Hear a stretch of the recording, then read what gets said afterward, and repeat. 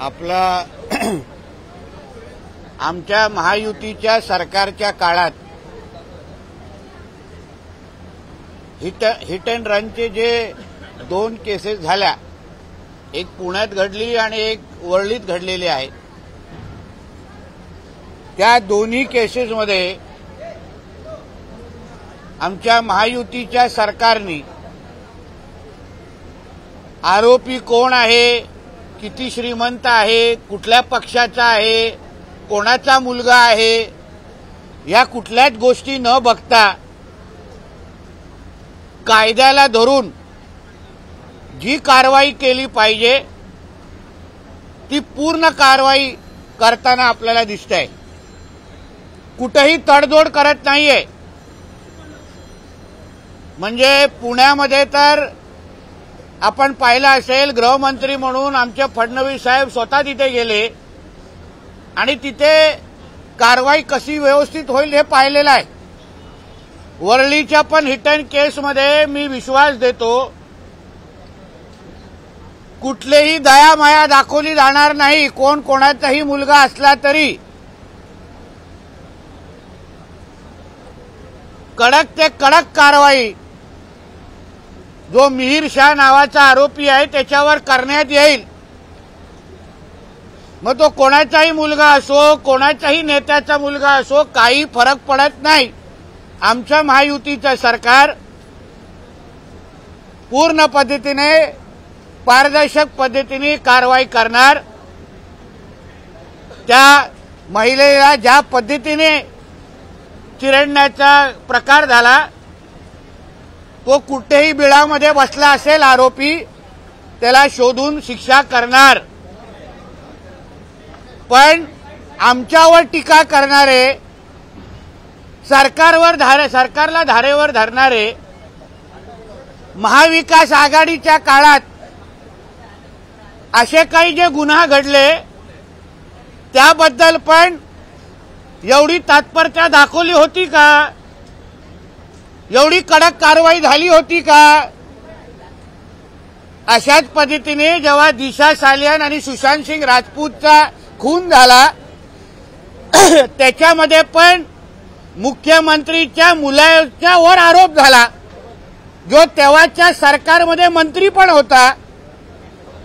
त्याच्यावर कुठल्याही पद्धतीने कारवाई झाली नाही.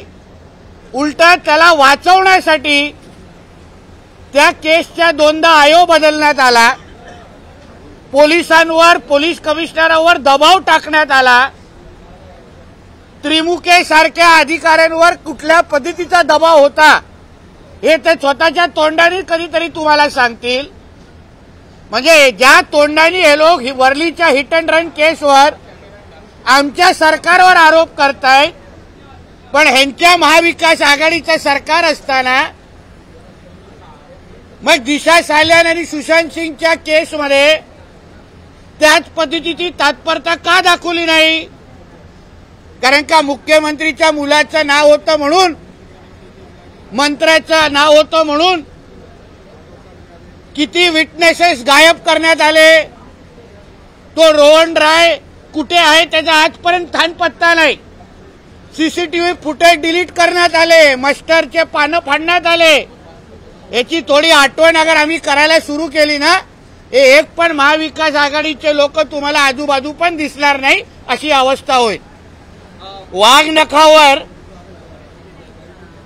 जे काही वाघनख आपल्या देशामध्ये आणणार आहे त्याच्यावर टीका टिप्पणी करण्याचं काम हल्ली काही दिवसापासून सुरू आहे. इंद्रजीत सावंत जे इतिहासकार आहेत कोल्हापूरमधून, त्यांचे काही पत्रकार परिषद मी पाहिली. मी ओळखतो त्याला, पण मला प्रश्न विचारायचा आहे इंद्रजीत सावंतांना की हीच भूमिका अगर महाविकास आघाडी महाविकास आघाडीचं सरकार अगर वाघनख आणण्याचा कार्यक्रम करत असतं तर इंद्रजीत सावंतनी हीच भूमिका घेतली असती का? एवढाच इतिहास सांगण्याचा प्रयत्न केला असता का? इंद्रजित सावंत कोणाबरोबर उठतात बसतात याची चांगली माहिती मला आहे. मी चांगल्या पद्धतीने त्यांना ओळखतो. 2014 ते 19 मध्ये जेव्हा बीजेपी शिवसेनेचं सरकार होतं तेव्हा काही त्यांच्या पुस्तकाचं प्रकाशन पण झालेलं होतं. ते कोणी केलं कसं केलं ह्याच्या सगळ्या गोष्टी माझ्याकडे आहेत. पण आता वाघनखाबद्दल घेतलेली भूमिका ही फक्त महायुतीच्याच सरकारच्या विरोधात आहे की तीच भूमिका महाविकास आघाडीच्या काळात पण घेतली असती. मग याच इंद्रजित सावंतांना एवढे इतिहासाचे दाखले त्यांना माहिती आहेत, अभ्यासू व्यक्ती आहे. मग विशालगडवर जे काही इस्लामीकरण चालू आहे, दर्गे बांधले जात आहेत, मस्जिदी उभे होत आहेत किल्ल्यांवर, त्यावर हे कधी इंद्रजित सावंत आपल्याला बोलताना कधीच दिसलं नाही. मग त्या महाराजांच्या किल्ल्यावर दर्गे होते असं इंद्रजित सावंतांना म्हणायचं आहे की त्याला काय त्याच्यावर आक्षेप नाही का? जेवढी तळमळ वाघनखाबद्दल ह्यांनी दाखवली, कागदपत्र दाखवली, मग महाराजांच्या किल्ल्यावर हे जे दर्गे बांधले जात आहेत, हिरव्या चादरी चढवल्या जात आहेत, त्यावर कधी हे इंद्रजित सावंत बोलताना आम्हाला कधीच दिसले नाहीत. मग उद्या हे महाविकास आघाडीचे लोक हेही सांगतील की हे जे किल्ले तुम्हाला महाराष्ट्रात दिसतात ना ते महाराजांनी बांधलेच नव्हते, ते औरंगजेबानी बांधले गेले. त्याचे पण पुरावे मागतील की हे खरंच गड किल्ले महाराजांचे आहेत का? हे नालायक त्या पण टोकावर जातील. म्हणून अशा पद्धतीचं घाणेरडं राजकारण छत्रपती शिवरायांच्या बद्दल कोणी करू नये. वाघनख येणं ही एक चांगली बाब आहे, कौतुक करायला पाहिजे. चांगल्याला चांगलं म्हणणं हे माणुसकीचा धर्म आहे, एवढं ह्या लोकांना कळलं पाहिजे. राज्य सरकारने वाघनखावरून सरकार ब्रँडिंग करत असल्याचा आरोप करत आहे. अहो पण वाघनखा ब्रँडिंग करायची गरज काय? महाराजांचा इतिहास हा प्रत्येक पिढीला कळला पाहिजे. हा अगर आमच्या सरकारचा अगर हेतू असेल तर त्याच्यामध्ये चूक काय? म्हणून तो बोललो ना, हेच वाघनख अगर महाविकास आघाडीच्या लोकांनी आणले असते तर हेच इंद्रजित सावंत वळवळत बाहेर आले असते का? हा माझा प्रश्न आहे. त्याला कुठेतरी भेटून विचारा. राज्य सरकारने पारसू रिफायनरी जवळ 300 एकर जागा औद्योगिक क्षेत्र म्हणून जाहीर केली. आता तिकडचे लोक विरोधात मोर्चा काढतायत. एक लक्षात घ्या, विरोध करणारे लोकांची संख्या काय आणि समर्थनात संख्या काय?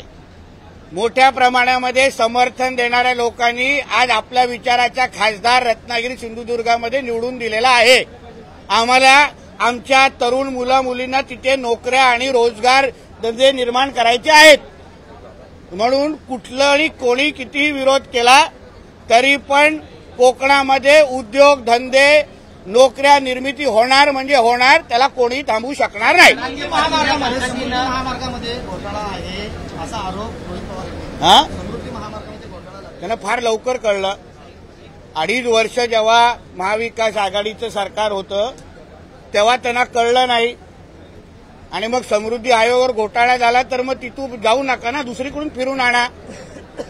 ड्रायव्हरची नोकरी सोडून द्या. सर, जरांगे पाटील मराठ्यांचे काही नेते जे आहेत, कोणाला रोहित पवारांना त्यांचं असं म्हणणं बोलून देत नाही. आता ते कदाचित बाल्कनीत बसले असतील ना. आमच्या समोर तो फार बोलतात. उलट त्यांच्यामुळे अन्य राष्ट्रवादी शरद पवार गटाच्या आमदारांना बोलायला मिळत नाही. ही खूप आमदारांनी माझ्याकडे बोलून दाखवलेली खंत आहे. सर, मनोज जरांगे पाटील हे मराठवाड्याच्या दौऱ्यावरती आहेत, वेगवेगळ्या जिल्ह्यांमध्ये जातात. काल त्यांनी एक वक्तव्य केलं की मराठ्यांचे काही नेते कुत्र्यांसारखे फडणवीसांच्या मागे पुढे फिरतात. आता मी अजूनपर्यंत त्यांचं वक्तव्य ऐकलेलं नाहीये, ऐकल्यानंतर बोलेन काय नेमका कुठल्या हिशोबाने त्यांनी बोललेलं आहेत. कुठल्या हिशोबाने बोललेले आहेत काय मी जरा अंदाज घेतो आणि मी बोलीन ना. मी काय कोणाला सोडणारा नाहीये, फक्त मी माझ्या डोळ्यांनी आणि कानाने ऐकलं पाहिजे. फडणवीसांना टार्गेट केलं जात आहे जरांगे यांच्या. आता हल्ली कुठे दिसलेले नाहीये, पण आता हे जे वक्तव्य मी ऐकून आणि नंतर त्याच्यावर बोलेन. रोहित पवारांनी असे म्हटलं की समृद्धी महामार्गामध्ये अशा ड्रायव्हर लोकांबद्दल मला विचारू नका. माझा ड्रायव्हर बाहेर उभा आहे, त्याला विचारा ना. हा हो, माहिती आहे ना, एकांचा नातू अदानींचा ड्रायव्हर बनतो, दुसऱ्यांचा नातू अंबानींच्या लग्नात नाचतो. हा, आणि मग महाराष्ट्राच्या समोर येऊन गुजराती समाजाला शिव्या घालायच्या. मग याच्यापेक्षा आपल्या नातवंडांना अशा नाच्या आणि ड्रायव्हर होण्याचं बंद झालं पाहिजे ना, बंद केलं पाहिजे. मग कुठल्या तोंडाने तुम्ही गुजराती समाजाला अदानींना शिव्या घालताय? तुमच्या घरातले लोक कोण त्यांच्या गाडी चालवतात, कोण त्यांच्या लग्नाला नाचतात नाच्यासारखे. आता नाच्या ठाकरे आता नवीन नाव पाडायला पाहिजे. आता रोहित पवारांचा संजय राऊत झालाय अशी टीका जी आहे पाटलांनी केली. कोणाचं? रोहित पवारांचा संजय राऊत झालाय. ते बरोबर आहे, ते काय आता बरोबर बोलले दादा. ते काय असं नाही, कचरा कचऱ्यालाच देऊन मिळणार ना. मणिपूरच्या शिबिरास कचरा शेवटी नाळ्यामध्येच पडणार ना, घाण घाणच असते. मणिपूरच्या शिबिरास राहुल गांधींनी काल भेट दिली आहे. मणिपूरची स्थिती अद्याप सुधारली नसल्याचं त्यांनी म्हटलं. आता तिथे जाऊन अगर सुधारली नसती तर ते एवढे फोटो काढले असते का त्यांनी? मुलांबरोबर फोटो, लहान मुलांबरोबर फोटो काढताय, हसतायत, नाचतायत. तर मणिपूरची स्थिती अगर एवढी वाईट असती तर राहुल गांधींना ते फोटो काढायला जमले असते का? मग जसं मणिपूरला जाऊन फोटो काढले तसे ह्या आमच्या वारीमध्ये येऊन फोटो काढण्याची हिंमत करू नये. कारण का हिंदू समाजाला आवडणार नाही. खूप लोक थांबले आहेत, हे कधी वारीमध्ये येऊन चालतायत. हिंदू समाज त्यांच्या प्रत्येक वक्तव्यावर दुखी आहे, नाराज आहे, चिडलेला आहे. म्हणून त्यांना स्वतःची सुरक्षेची काळजी असेल तर वारीमध्ये चालायला येऊ नये. सर हिंदी में एक मराठी खत्म करो. अरे कोणाबद्दल काय विचार? वर्ली हिट एंड रन केस में विपक्ष जो आरोप लगा रहा है कि आरोपी अभी भी फरार है, वो तरह तरह के सवाल. देखिए ऐसा है, आरोपी कोई भी हो वर्ली के हिट एंड रन के, किसी का भी बेटा हो, ये हमारी महायुति की सरकार है. हमारे मुख्यमंत्री हो, उप मुख्यमंत्री दोनों, हमारी स्पष्ट भूमिका है. आरोपी कोई भी हो उसके ऊपर कार्रवाई होगी, सख्त के साथ कार्रवाई होगी, उसको छोड़ा जाएगा नहीं. ये कुछ महाविकास आघाड़ी की सरकार नहीं है जहां मुख्यमंत्री के बेटे के ऊपर सुशांत सिंह और दिशा सालियान को मार डालने का, मर्डर का आरोप था, तो भी उसको बचाया गया, तो भी सीसीटीवी फुटेज डिलीट किए गए, तो भी ऑफिसर्स को ट्रांसफर तबादला किया गया. ये क्या महाविकास आघाड़ी की सरकार नहीं है? ये हमारी महायुति की सरकार है. जिस तरीके में उधर बचाया गया वैसे इधर बचाया जाएगा नहीं. मीर शाह किधर भी छुपा होगा उसको पकड़ के सच की सच सजा दी जाएगी. कोण सावंत? इंद्रजीत सावंत नाव बघा. माझा मुद्दा तोच आहे ना. आता काहीतरी चांगली गोष्ट आपल्या महाराष्ट्रामध्ये घडते, लोकांना इतिहासाबद्दल थोडी माहिती मिळते, मग लगेच काहीतरी वाद तिथे निर्माण करायचा. मग हाच वाद महाविकास आघाडीचं सरकार असताना अगर वाघ न काढले असते तर इंद्रजीत सावंतांनी निर्माण केला असता का? मला बघायचं आहे. माझ्या हिशोबाने केला नसता, दिसले पण नसते. म्हणून अशा पद्धतीची कुठली चांगली गोष्ट होत असेल तर त्याला समर्थन दिलं पाहिजे. आमचंच महायुतीचं सरकार करतं म्हणून मुद्दामून काहीतरी वाद निर्माण करायचा, लोकांमध्ये संभ्रम निर्माण करायचं, म्हणून उगाच अशी वक्तव्य करू नये असं इंद्रजीत सावंतांना सांगेन. एबीपी माझा, उघडा डोळे बघा नीट.